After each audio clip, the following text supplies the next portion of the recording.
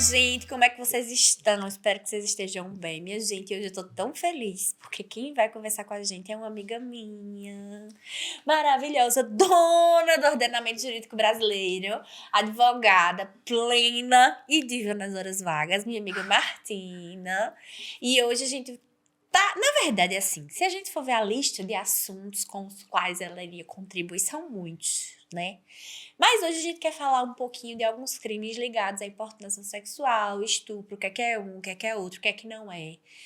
E com vocês, minha amiga Diva. Oi, amiga. Oi, amiga. Você é sempre muito generosa, né, nas suas colocações. E eu queria inicialmente agradecer o convite, né? É uma honra, uma satisfação enorme fazer parte dessa equipe, fazer parte do Quarto Rosa, que é um projeto extremamente necessário, revolucionário e ambicioso, né, a partir do momento que ele nos oportuniza discutir temáticas tão necessárias, né, quanto as que são trazidas aqui. Eu queria falar bonito feito ela, minha gente, mas eu não falo. Mas tudo bem, tem amigas que falam, então já tá bom. Amiga, tem diferença de assédio para importunação sexual? O que é o quê? Eu acho que é uma coisa importante da gente deixar claro aqui. É importante, né, a gente trazer luz a essas temáticas, porque são conceitos que, por vezes, se confundem, né? Então, eu fico muito feliz em poder contribuir, trazer essa informação e desmistificar mesmo essas confusões que popularmente existem. Corriqueiramente, eu vejo a palavra assédio sendo utilizada de uma forma bem mais ampla e bem mais genérica do que aquela própria definição contida no tipo penal, no artigo 216-A. Aí você me pergunta, por quê? Porque o crime de assédio ele é um crime bem específico, né? A partir do momento que ele exige condições especiais. Ele exige a condição especial do autor, que é aquela condição de ascendência ou de superioridade hierárquica, em razão de um cargo, emprego ou função. Então, são situações que normalmente acontecem no ambiente de trabalho, em que um determinado indivíduo vai se prevalecer dessa sua condição de chefia, de influência, de um cargo de influência, para constranger o seu subordinado. Então, para que quem está em casa possa acompanhar, né, e ter uma noção mais clara do que se caracteriza um assédio sexual, eu vou trazer aqui um exemplo prático.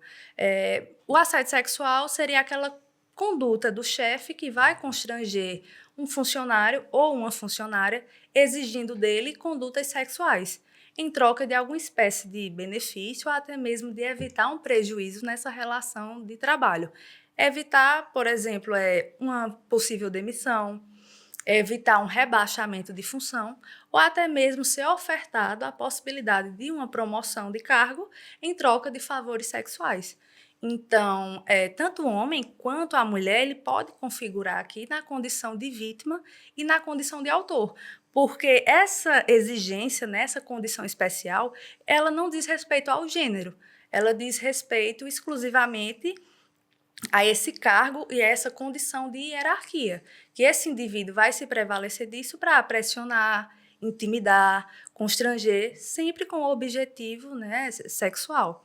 Então, agora há pouco eu disse que é um delito que normalmente acontece no ambiente de trabalho, porque não é uma regra absoluta, né? Inclusive o STJ tem algumas decisões recentes no sentido de que o assédio sexual ele não vai se restringir àquele âmbito empresarial. Eu posso ter o enquadramento do assédio numa relação entre professor e aluno, justamente por essa condição de ascendência da função do professor.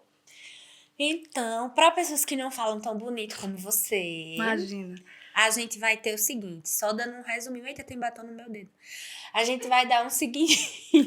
que foi, produção? A gente vai dar o seguinte resumo. O assédio, ele, para começar, não necessariamente é sexual, né? Tem vários subtipos. Exato. Para ser assédio, pode vir de qualquer indivíduo, independente do sexo. Isso. Né? Outra coisa é uma situação que configura uma hierarquia. Como assim? É uma pessoa que usa da sua posição de poder em relação a outra. Por exemplo, um chefe com uma pessoa, um funcionário. Exato. Um professor com um aluno. Não é isso? Exatamente. E assim, com base nessas informações, a gente pode até definir em linhas gerais, né, para quem está em casa possa entender O assédio sexual, ele se caracteriza por esse constrangimento, sempre com conotação sexual, que vai ocorrer nessas relações em que tenha a figura de um superior e de um subordinado. O núcleo aqui do tipo penal, né, que é o verbo que vai trazer essa conduta incriminadora, é o constranger. Aqui traz para a gente o sentido de importunar, intimidar, molestar e dentre outras condutas inoportunas para o ambiente de trabalho. Como você bem mesmo pontuou aí, aqui também a gente já entra um pouco na questão do assédio moral, porque ele vai se perfazer, né, toda a modalidade de assédio, a partir dessa chantagem, a partir dessa intimidação. Então, pode se caracterizar também, inclusive, o assédio moral, que também ocorre nesses ambientes de trabalho e tem essa característica de uma conduta reiterada, de uma conduta abusiva, que vai abalar o psicológico do trabalhador, né, e a sua integridade, causando uma degradação do ambiente de trabalho. Mas o que eu quero que fique ressaltado aqui é que o delito de assédio ele exige essa condição de ascendência. Ele é um crime específico. Por isso que, quando eu vejo o uso da palavra assédio, me remete até essa confusão, né, de conceitos, porque a importunação sexual ela é um crime bem mais amplo. Né? Na doutrina, a gente convenciona de chamar de crime comum, porque ela não vai exigir essa condição especial do autor, como se tem no assédio.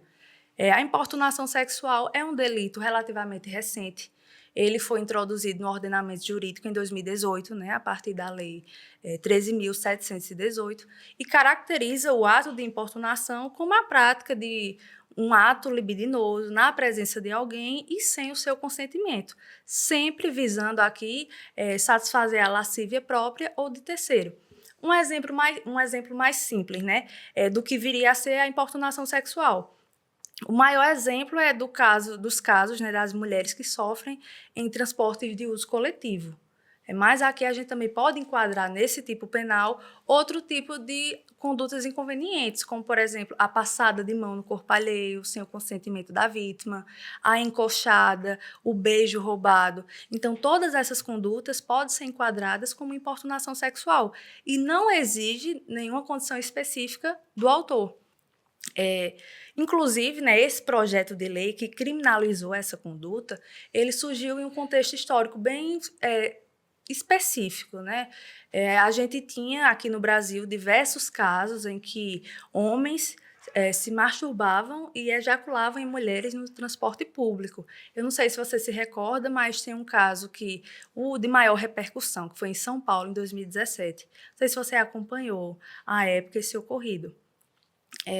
Foi uma grande polêmica, né? Até porque no dia seguinte do cometimento do fato, ele foi posto em liberdade, porque o juiz entendeu que não se tratava de um crime de estupro. Entendeu? Mas, assim, foi importante essa discussão porque surgiu na doutrina essa necessidade de entender qual seria o tratamento jurídico adequado, porque até então esse tipo de conduta era tido como uma contravenção penal, um crime de menor potencial ofensivo. Então, só para, novamente, né, aglutinar para nós, pessoas ignorantes. Aí, quando a gente fala de assédio, a gente tem necessariamente uma relação de poder, né? Uma pessoa que usa da posição de poder para gerar um constrangimento. Exato. E aí, esse constrangimento não é tipo uma vez, ele é uma coisa recorrente e acaba gerando um ambiente hostil, né? Pronto. Não tem sexo, é uma questão que vai além da parte sexual, a gente tem um assédio moral, enfim, tem esse rolê todo. Ok. Conceito, check. Aí a gente vai para a parte da importunação sexual, para importunação, né? No caso da importunação, pelo que eu entendi, me corrija se eu estiver errada, você não necessariamente tem uma relação de poder, então é uma coisa que acontece entre duas pessoas ali. Uma dúvida que eu fiquei, amiga, é o que seria, por exemplo, um ato libidinoso? Ato libidinoso é a prática de qualquer conduta com viés sexual. Qualquer conduta. Seja passada de mão no corpo alheio. Então, não necessariamente é uma penetração. Não. Qualquer... Nesse caso de penetração, a gente já está falando de uma conjunção carnal. Tá, entendi. Então, o ato libidinoso seria uma passada de mão, qualquer coisa Isso, assim. é uma encoxada, é um beijo roubado. Entre aspas, mais simples no sentido de execução. Isso, exatamente. Certo, entendi. E aí, quando a gente passa para organizar na cabeça, a gente vai ter a importunação sexual e em seguida a gente vai ter o estupro, tipo em termos de gravidade. Não, veja só, a importunação sexual, ele é um delito subsidiário. E o que vai ser o fato diferenciador entre a importunação e estupro é realmente a existência de violência física. Né? Entendi. Se houver a grave ameaça ou a violência, a gente vai estar diante de um contexto de estupro, não de importunação sexual. Entendi. Então, é como se a importunação, o cara assim, né? A pessoa, ela consegue executar de uma forma mais discreta. Não tem uma violência naquele momento. A partir do momento que tem a violência, é caracterizado como estupro. Isso, não tem violência física. Certo. Se houver algum desses institutos, né? Por exemplo, a violência ou a grave ameaça, aí realmente a gente vai estar diante de um delito de estupro. Entendi. Entendeu? Então, ok, entendi. Aí agora, minha dúvida maior. Certo. Em relação a esses delitos, é assim que fala, é? Pode ser, Ai, delito. que chique. Em relação a esses delitos, se eu acho que eu tô sendo vítima, não no caso do estupro, porque ele não deixa possibilidade de dúvida, mas digamos, eu tô me sentindo desconfortável no meu ambiente de trabalho, voltando para o assédio lá na frente. Certo.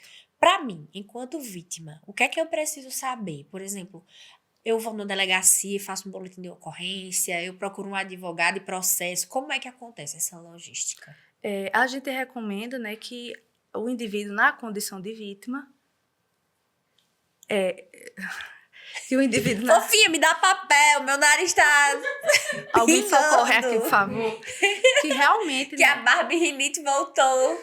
Vai, amiga, continua. Que realmente, né, acione as autoridades competentes e faça a denúncia daquele delito. Aonde? Veja, tem o 190, né, que Certo. que é o número de emergência da Polícia Militar, como também a pessoa pode se direcionar até uma delegacia de polícia mais próxima da sua residência. Entendi, certo. Aí, como vítima, porque eu entendo muito pouco de direito, já deu pra perceber, né? Muito pouco. Então, eu preciso de alguma prova, sei lá, um vídeo, uma gravação, ou só a minha palavra enquanto vítima já é suficiente para começar o rolê? Veja só, nos crimes sexuais, a palavra da vítima ela tem um peso maior. É como se ela tivesse um valor probatório maior. Por quê? Porque são situações que geralmente acontecem em ambientes privados, né? Esse tipo de violência sofrida não é exposta ao público. Então, a palavra da vítima, ela conta muito. Mas, claro, se você tiver provas para subsidiar essa denúncia, melhor ainda. Para que realmente aquele abusador ele possa ser penalizado pelo delito, né, que ele venha a ter praticado. E o que seria considerado como outras provas? Por exemplo, é alguém que viu, uma testemunha, Sim. uma gravação. Sim, por exemplo, no caso do assédio, né? Uma prova testemunhal de outras pessoas que também convivem naquele ambiente de trabalho que presenciaram algum tipo de situação desagradável, né? Que a vítima foi submetida. Por que eu tô perguntando isso e querendo ser bem explícita? Eu acho que tu deve ter visto o caso de um médico anestesista. Sim.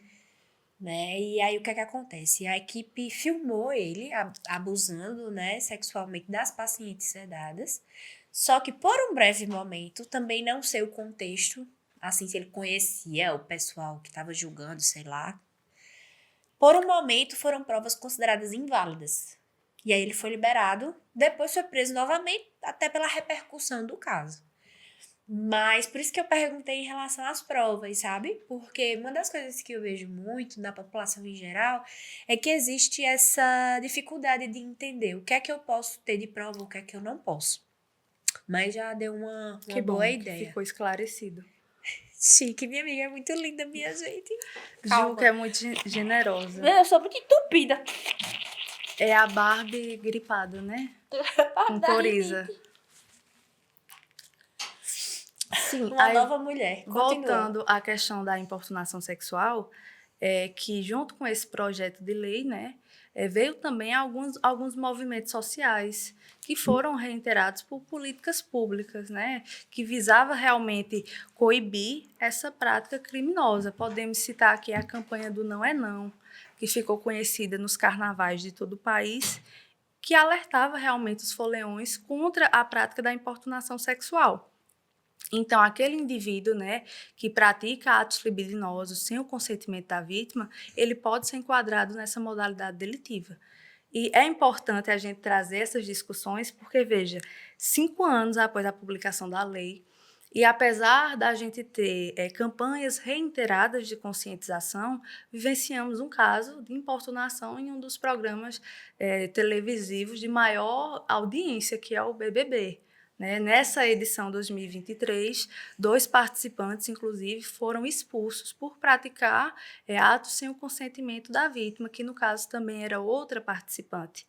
Então, na ocasião, não houve violência física, mas houve o cometimento dos atos sem o consentimento dela. Então, como eu havia falado anteriormente, justamente o ter ou não violência é o fator diferenciador entre a importunação e o delito de estupro. Entendi. Entendeu? Entendi. Outra coisa, falando agora dessa questão de violência contra a mulher, como um todo, né? Que é por onde a gente está passando. Certo. Quando a gente fala dos tipos de violência que a gente está suscetível, a gente tem o assédio, tem a importunação, tem o estupro. A questão de violência contra a mulher, não somente sexual, mas violência física mesmo. Essa questão das provas. Eu já entendi que a testemunha, a vítima, ela tem um ponto importante na fala dela. Mas tem mais algum tipo de prova que eu preciso estar atenta? Por exemplo, se eu quiser provar a violência patrimonial, esses outros pontos ligados à violência contra a mulher. Veja só, na violência patrimonial seria o que? A retenção, né, de algum valor econômico ou até mesmo de algum bem da vítima. Então, se tiver como provar por meio documental, seria realmente uma prova interessante. Por exemplo, saques sem o consentimento dela, entendeu? Então, isso contaria como meio de prova também. Então, tipo, extrato, comprovante de Pix, essas coisas. Exatamente, porque eu vejo muito, né, na questão da violência patrimonial, homens que se apoderam de contas bancárias, né, das mulheres e utilizam como se fosse dele, inclusive. Voltando para a questão da importunação sexual, um fato importante, né, que a gente tem que trazer à discussão é justamente fazer um paralelo com o panorama anterior, ou seja, antes da publicação dessa lei. Até 2018, o indivíduo que praticava esse tipo de conduta, ele se enquadrava na Lei de Contravenções Penais, que disciplina sobre os crimes, os delitos de menor potencial ofensivo. Certo. Então, a pessoa simplesmente assinava um termo de ocorrência, pagava uma multa e era liberado, porque essa era a pena aplicada. Após a publicação dessa lei, hoje o tratamento jurídico é um pouco mais severo. Uhum. Aquele indivíduo que é pego cometendo esse tipo de conduta, ele pode estar suscetível a uma pena de reclusão de 1 a 5 anos.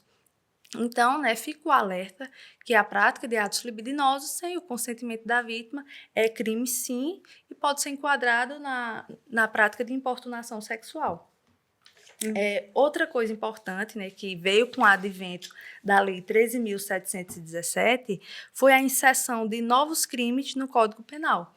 Entre eles, a gente pode citar aqui a figura do crime de divulgação de cena de sexo, de estupro ou de conteúdo pornográfico. E aqui a gente já entra Os nudes, né, amiga? Se enquadram aí. E é aquela máxima, né? Mandar nudes não é crime, mas divulgar o conteúdo que você recebeu sem autorização, sim. É crime. É crime, sim. Porque aqui a gente já entra no contexto que há o vazamento de um conteúdo criminoso ou de um conteúdo íntimo e pessoal sem o consentimento da vítima. Pois é. Assim como nos demais crimes sexuais, a mulher, infelizmente, configura como público-alvo. E é uma das vítimas mais afetadas, porque, na maioria dos casos, esse conteúdo íntimo ele é divulgado pelo próprio parceiro. né, que com o objetivo de vingança. E na doutrina a gente costuma chamar de pornografia de vingança, né? Então são crimes que acontecem geralmente após o término de algum relacionamento ou até mesmo após discussões mais acaloradas entre ex-casais, em que um deles vai expor a intimidade do outro, né, transmitindo foto ou vídeo íntimo nas redes sociais ou na internet como um todo.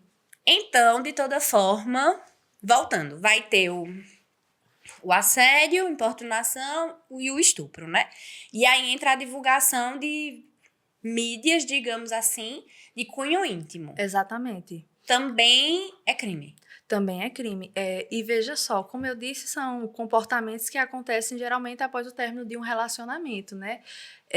E veja só, né, o fato de você expor sua ex-companheira com o objetivo de destruir a imagem daquela mulher só reforça para a gente o quanto o machismo está enraizado na nossa sociedade.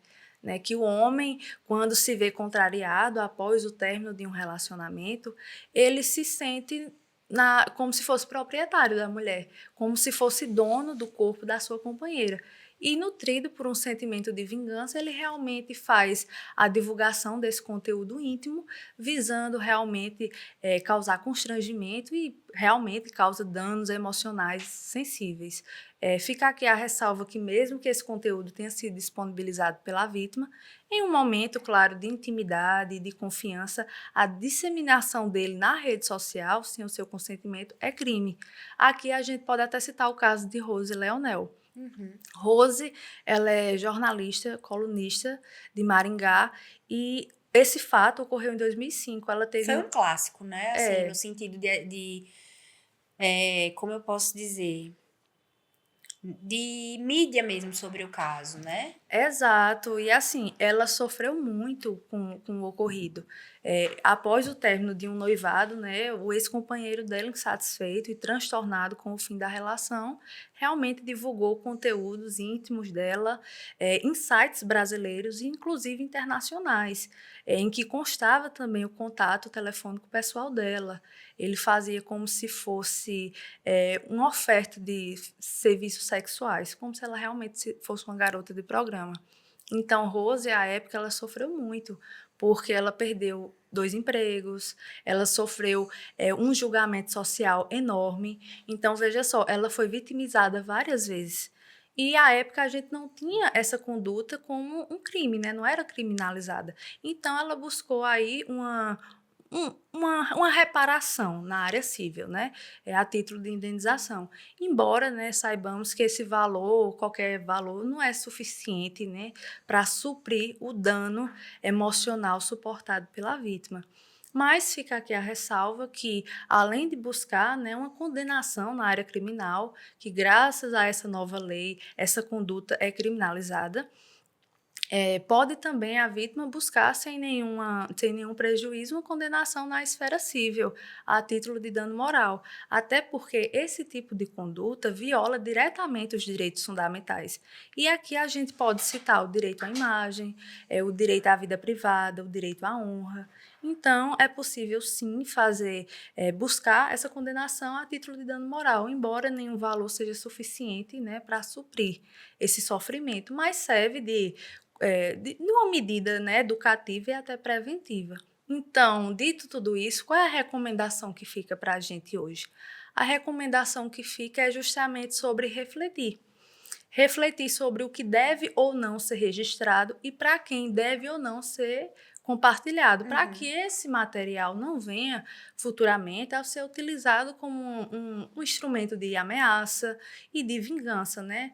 A liberdade sexual, ela é um direito humano, mas é importante a gente exercê-la com essa sabedoria, sobretudo no meio virtual, porque a partir do momento que a gente publica certo tipo de conteúdo, pessoas mal intencionadas podem se apoderar desse material, causar algum prejuízo e até mesmo tentar obter um benefício financeiro.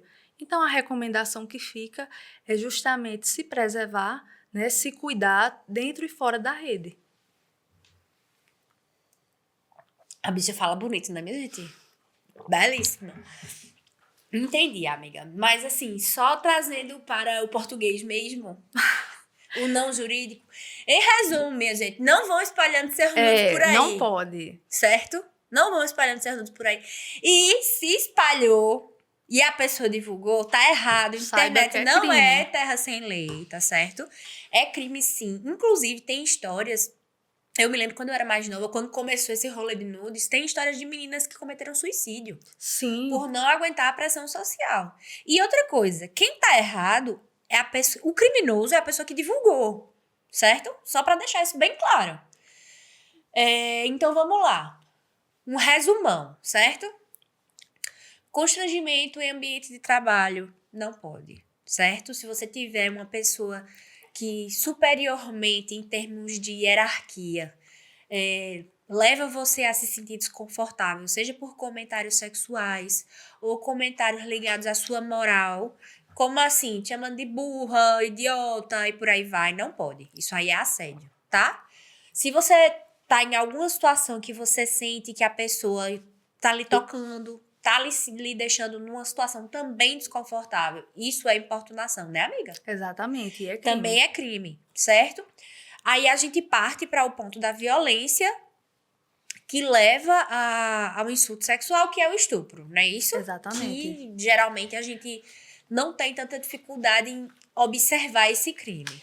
E ainda tem os crimes ligados às mídias íntimas, que seriam esses últimos.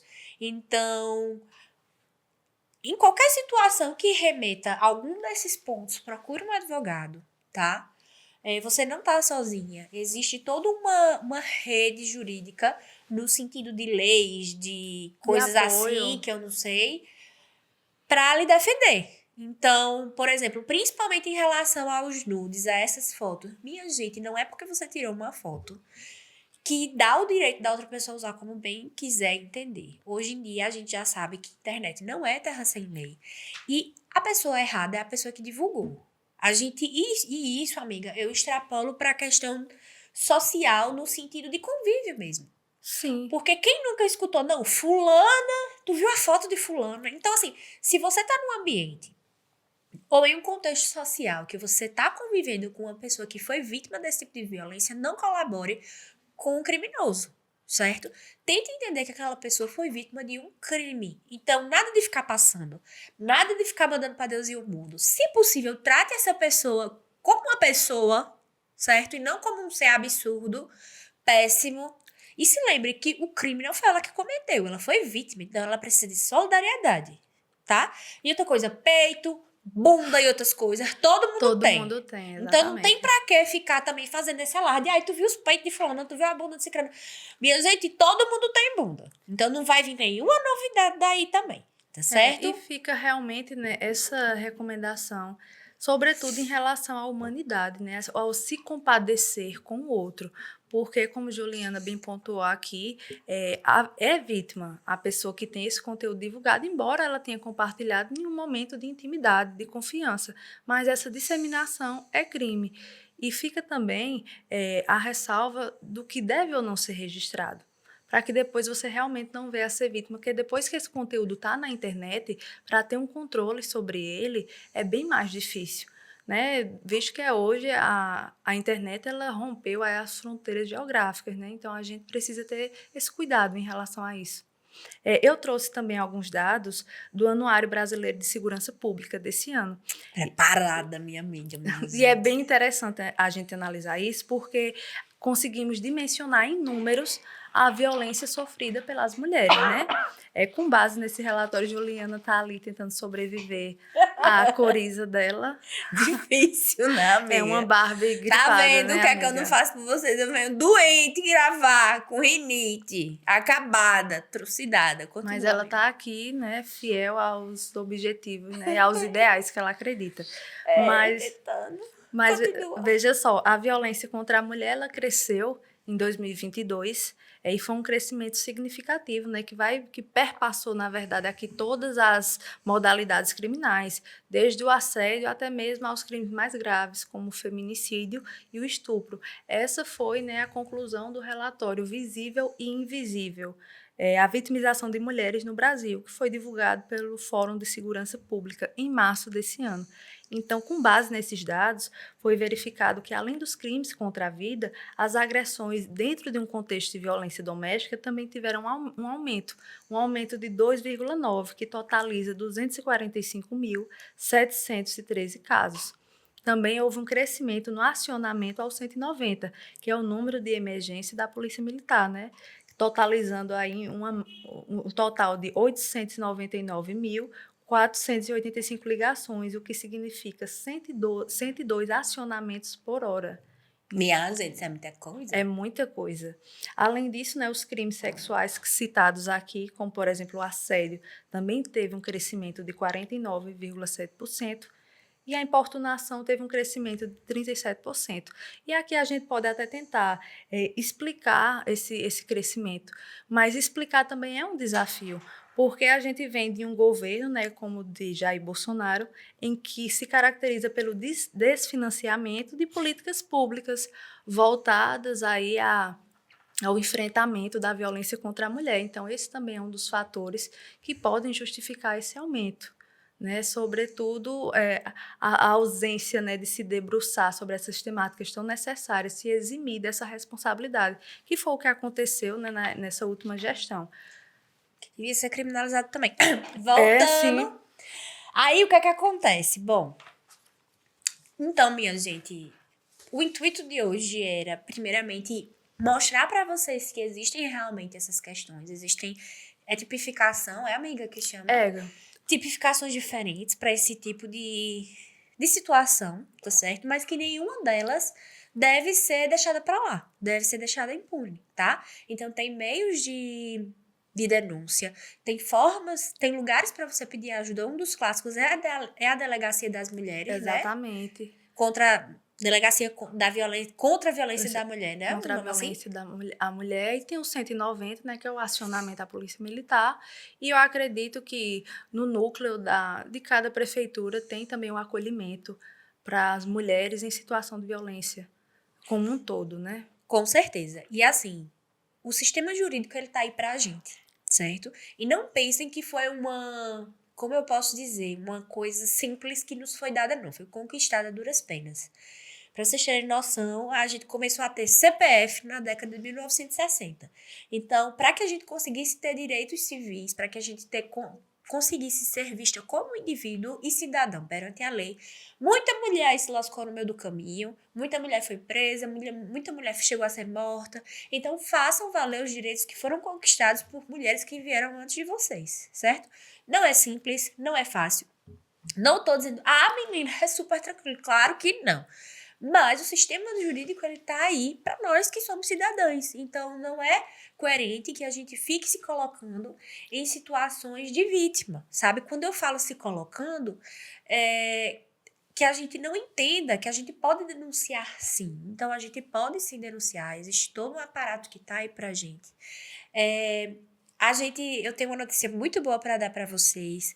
Martina vai estar com a gente, tá certo? No YouTube do Quarto Rosa. A gente vai ter programas. A gente não definiu a periodicidade ainda, mas ela vai estar com a gente tirando dúvidas. Vamos falar de pensão alimentícia sim, porque a gente não é obrigada. Divórcio também. Vamos falar de divórcio, vamos falar de Lei Maria da Penha com mais especificidade, vamos falar de tudo. Então, se você tem alguma dúvida, manda pra gente.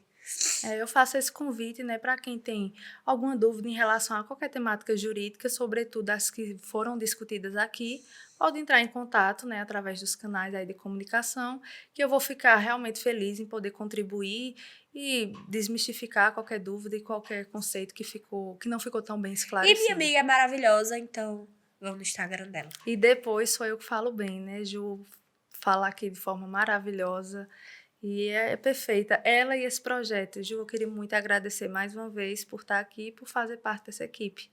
Amiga, é realmente uma satisfação muito grande ajudar e ver que é um projeto que ajuda mulheres, né?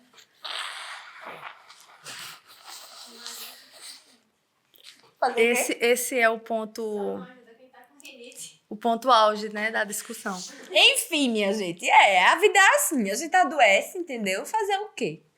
Mas estamos aqui com base na rinite mesmo. É o que tem pra hoje, certo? Então, um beijo bem grande pra vocês. Curtam, compartilhem. Me perdoem os momentos de congestão nasal, é porque realmente não tá dando. Então, ou é isso, ou eu fico com a venta escorrendo, certo? E qualquer dúvida, mandem pra gente. Um cheiro pra todo mundo. Se lembrem, @o Quarto Rosa com 2 As. Se inscrevam que a gente tá chegando perto dos 1.000 inscritos. Manda isso pra aquela amiga que tá confusa no rolê, tá precisando de ajuda, tá? E toma uma atitude, mulher. Vai pra frente. E é isso. Falou a menina que tá corizando o programa inteiro. Tomar uma atitude. Pois é. Tomar medicação. Beijo, gente. Tchau.